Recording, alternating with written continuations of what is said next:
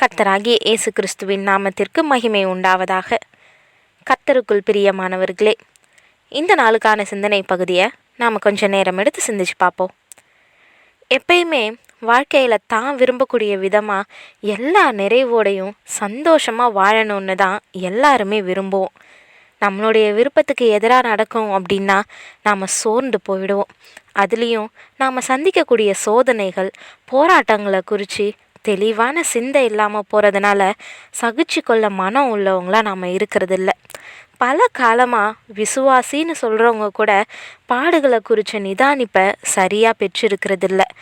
பாடுகளையும் உபத்திரவங்களையும் நம்ம எப்படி பார்க்கணும், அதை எப்படி எடுத்துக்கணுன்றத சரியாக கற்றுக்கலன்னா நம்ம வளர வேண்டிய விதத்தில் வளரவே முடியாது.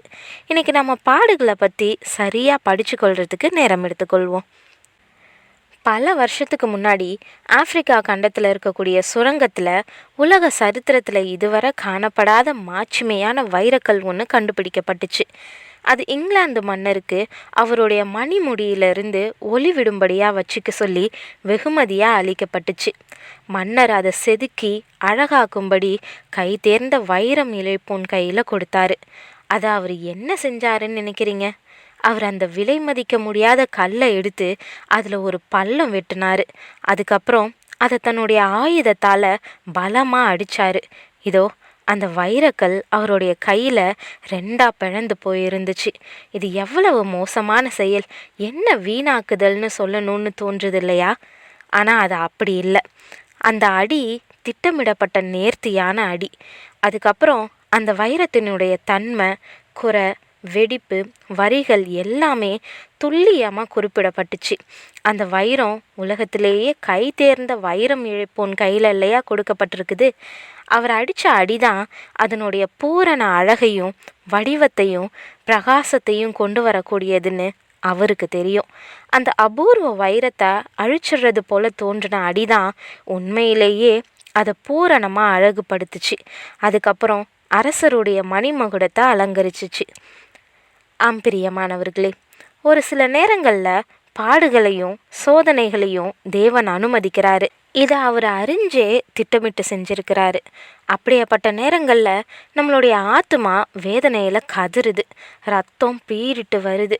இந்த அடி அதிக வலியாக நமக்கு தோன்றுது. ஆனால் இது மூலயமா தான் நாம் தேவனுக்கு உலகத்திலேயே விலை மதிக்க முடியாத ஆபரணமாக இருக்கிறோம். சர்வ உலகத்திலையும் கை தேர்ந்த வைரம் இழைப்பவர் அவர் தான். ஒரு நாள் நாம் அரசருடைய கிரீடத்தில் ஜொலிப்போம்.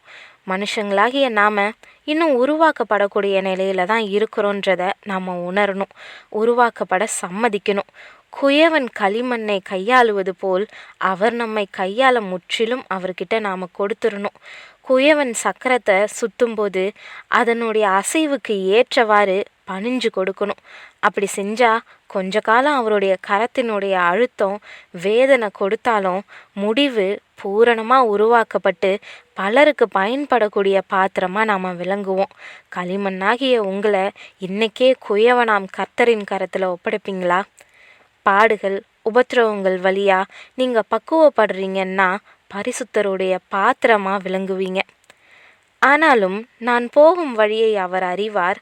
அவர் என்னை சோதித்த பின் நான் பொன்னாக விளங்குவேன்னு யோபு 23:10 ஆகையால் ஒருவன் இவைகளை விட்டு தன்னை சுத்திகரித்து கொண்டால் அவன் பரிசுத்தமாக்கப்பட்டதும் எஜமானுக்கு உபயோகமானதும் எந்த நற்கிரியைக்கும் ஆயத்தமாக்கப்பட்டதுமான கனத்துக்குரிய பாத்திரமாயிருப்பான் அப்படின்னு 2 தீமோத்தேயு 2:21 வேதம் நமக்கு தெளிவாக போதிக்குது.